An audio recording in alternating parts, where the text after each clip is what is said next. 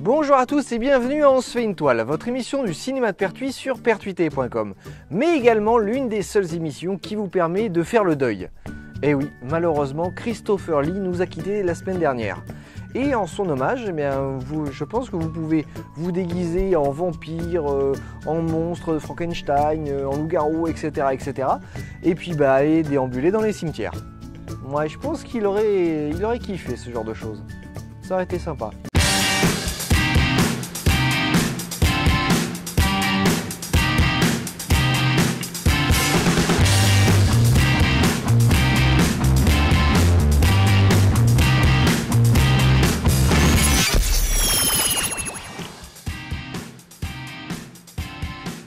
Alors, cette semaine dans votre cinéma de Pertuis, si vous avez toujours rêvé de savoir ce qu'il y a dans votre petite caboche. Belle journée qui deviendra une belle semaine, qui deviendra une belle année, qui deviendra une belle vie. Expression. Si vous aimez les films qui bousculent la routine.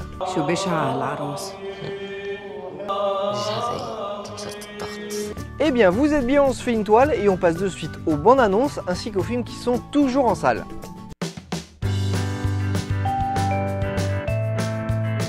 Alors, cette semaine dans votre cinéma de Pertuis, vous aurez droit à Vice Versa, en 2D et 3D. Et La Belle Promise. N'oubliez pas de cliquer sur les affiches afin d'accéder aux bandes annonces. Mais n'oublions pas les films qui sont toujours en salle cette semaine, avec Jurassic World, San Andreas et La Loi du Marché.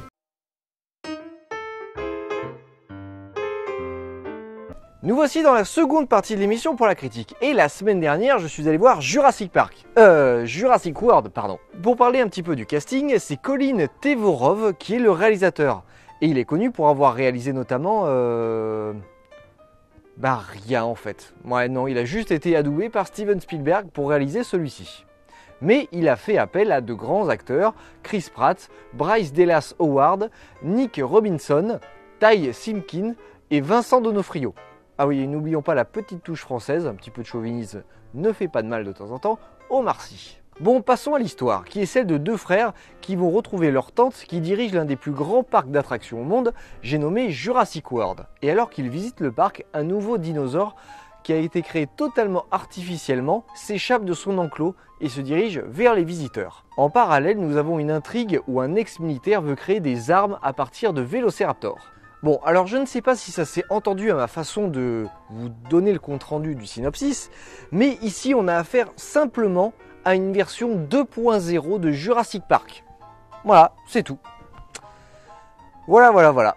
Bon, et écoutez, à la semaine prochaine. Salut!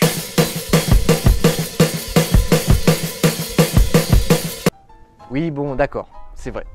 J'avoue qu'en réalité, je suis assez partagé sur le film. Voilà. Oui, parce que, en fait, j'ai bien aimé la première grosse demi-heure du film. Ouais, je me suis bien éclaté. Contrairement à la première trilogie Jurassic Park, en fait, on voit enfin le parc ouvert et en fonctionnement. Voilà, on voit les attractions, etc. C'est vachement bonnard. Et même je défie quiconque, n'importe qui, de me dire qu'il n'aimerait pas voyager dans des sphères géantes pour approcher ces dinosaures là qui sont les êtres les plus grands qui ont peuplé la Terre. Ou alors monter sur les petits tricératops qui sont vraiment mignons. Hein? Ou alors aller voir ce prédateur marin qui sort de l'eau pour manger des requins et le voir évoluer sous l'eau. Voilà, ça franchement, voilà, c'est énorme. C'est même fabuleux. Mais, et c'est un mais de taille, l'autre partie du film est simplement un repompage du premier film. Purement et simplement. Voilà. Les enfants, par exemple Tim et Alex, je ne sais pas si vous vous rappelez, sont remplacés par Zach et Gray. Le professeur Grant, bien, il devient Owen Grady. Et Hammond se change en Claire. Oui, bon, là, j'avoue que de temps en temps, le progrès, ça a du bon. Bon, même si l'intrigue principale est pratiquement à 100% la même que celle de Jurassic Park 1, il y a tout de même d'autres petites pistes, notamment sur les raptors, puisque le personnage d'Owen Grady essaye de les dresser, ou plutôt de se faire accepter par eux. Et là, l'antagoniste humain principal ne cherche uniquement qu'à utiliser ces animaux féroces comme une arme. Et là, je pense que vous devinez aisément comment ce monsieur va finir sa vie. Mais je reviens maintenant au gros dinosaure, le gros méchant dinosaure qui est l'Indominus Rex. super génétiquement modifiés à partir de T-Rex, de grenouilles, de seiches, de lézards, de raptors, et j'en passe et des meilleurs. Ainsi, ce mastodonte géant est le plus grand prédateur qui existe. Et lorsqu'il retrouve sa liberté, il commence un petit peu à becqueter tout ce qui lui passe à portée de la main, ou plutôt de la gueule. Et tout cela pour booster uniquement l'effet waouh des spectateurs de Jurassic World. Car oui, apparemment avoir des dinosaures herbivores, c'est pas assez super.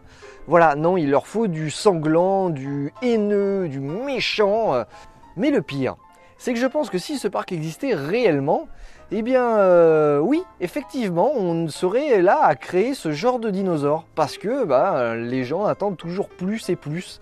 Et évidemment pouvoir engranger un maximum de pépettes.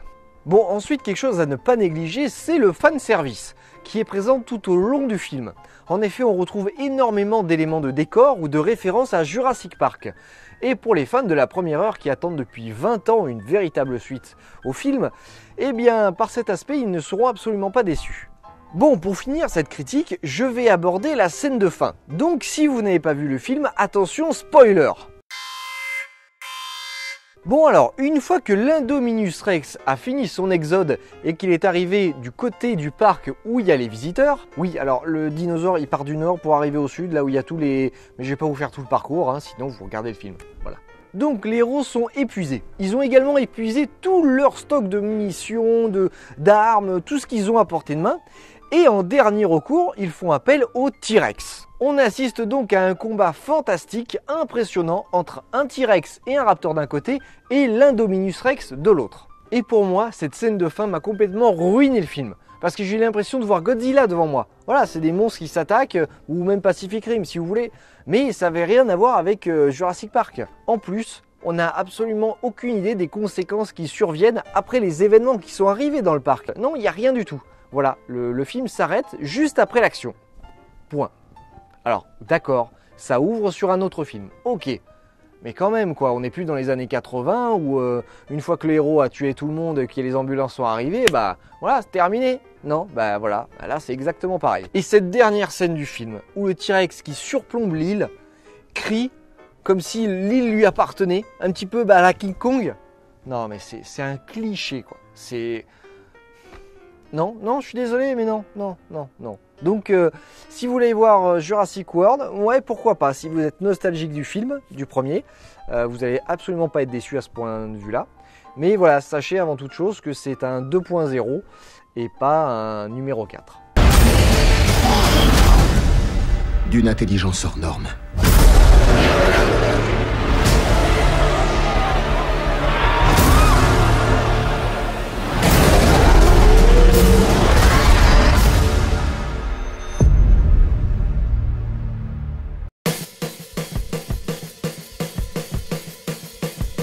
Alors, nous voici à la fin de l'émission et j'espère que l'ensemble de la programmation vous a plu. Nous, on se retrouve la semaine prochaine pour une nouvelle émission. Et d'ici là, n'oubliez pas de partager la vidéo sur Facebook, sur Twitter et sur YouTube. Et également, si vous n'avez pas vu la dernière émission, voilà, vous avez qu'à cliquer ici. Et écoutez, moi je vous souhaite de voir de bons films et je vous dis à la prochaine. Allez, salut!